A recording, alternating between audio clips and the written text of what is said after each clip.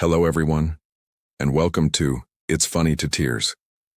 Today, we're diving into one of the most cringe-worthy, hilarious, and sometimes life-changing modern-day mishaps: the accidental text. You know the feeling, right? That heart-stopping moment when you hit send and immediately realize your message went to the wrong person. It's a universal experience that can lead to some truly unforgettable stories. We've all been there.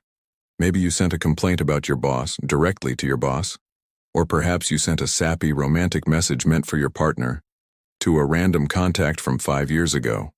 That split second of panic is real. Your thumb hovers over the unsend button, praying it hasn't been seen yet. But usually it's too late. The damage is done, and all you can do is deal with the aftermath, which, let's be honest, is often comedy gold. Let's start with a classic scenario: the family group chat mix-up. One person shared a story about how they were planning a surprise party for their mom.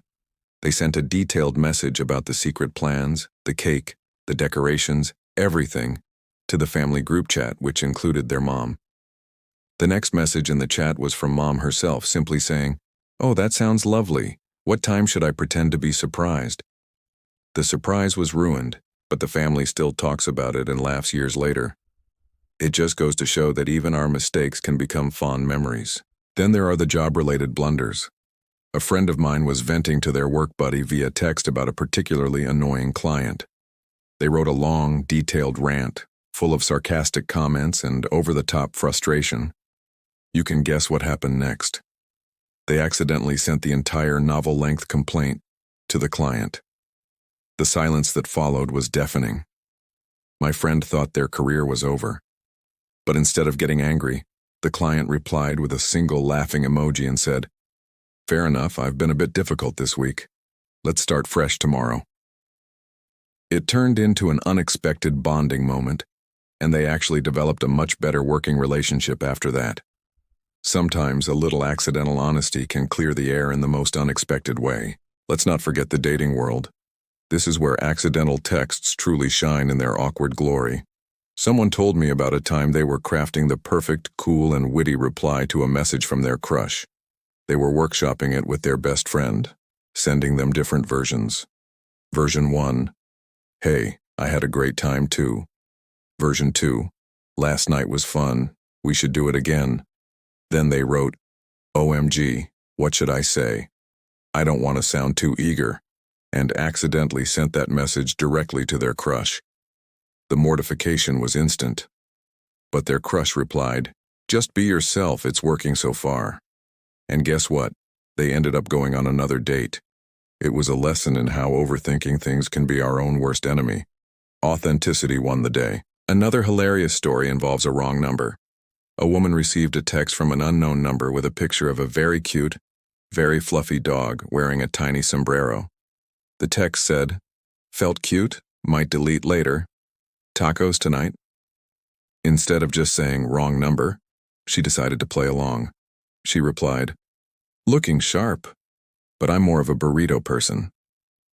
This kicked off a week-long conversation between two complete strangers, sharing pictures of their pets and joking about their dinner plans.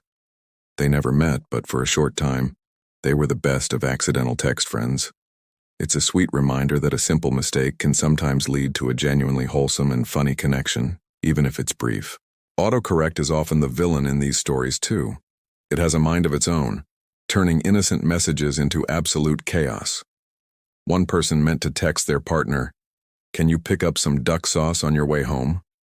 But autocorrect, in its infinite wisdom, changed duck to, well, let's just say a much more colorful word. The partner's reply was, "I think we need to have a serious talk about your grocery requests." The confusion and laughter that followed when they finally figured it out were legendary. It's a perfect example of how our technology, while trying to be helpful, can create moments of pure, unintentional comedy. Always double-check what autocorrect is doing to your messages before you hit send. Then there's the group project nightmare. A student was in a group chat for a big university assignment. They also had a separate chat with a friend where they were complaining about one particularly lazy group member who wasn't pulling their weight. You see where this is going. They sent a message saying, Honestly, I feel like I'm doing all the work for this project. Is it so hard for some people to just read the instructions? To the main group project chat. The accused lazy member replied with a simple, ouch. The awkwardness was so thick you could cut it with a knife. They had to have a very uncomfortable meeting to sort things out. But on the bright side, the lazy member actually started contributing more after being called out, albeit accidentally. Sometimes a little public shaming, even when unintentional, can be a powerful motivator. And how about when you're trying to sell something online? Someone was selling an old couch and got a message from a potential buyer. After a bit of back and forth, the seller meant to text their roommate, "This person is lowballing me so hard it's ridiculous." Instead, they sent it right to the buyer. The buyer's response was epic. They replied, Okay, you got me. What's your real best price?" The accidental text actually worked as a negotiation tactic. The seller ended up getting their asking price. It was a masterclass in accidental negotiation, proving that sometimes our unfiltered thoughts can be our best bargaining tool. Even something as simple as a grocery list can go wrong. A husband received a text from his wife that said, "I love you more than words can say. You are my rock, my soulmate, my everything." He was so touched.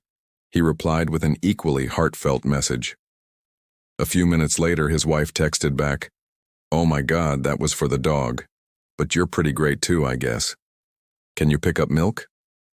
While his ego might have been a little bruised, the story became an instant classic in their relationship. It's a funny reminder to never compete with the dog for affection. These stories are more than just embarrassing moments.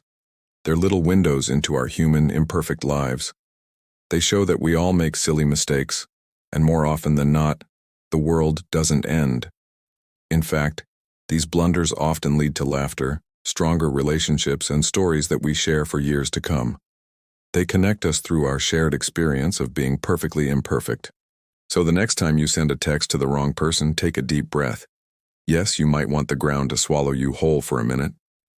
But after the initial panic subsides, try to find the humor in it.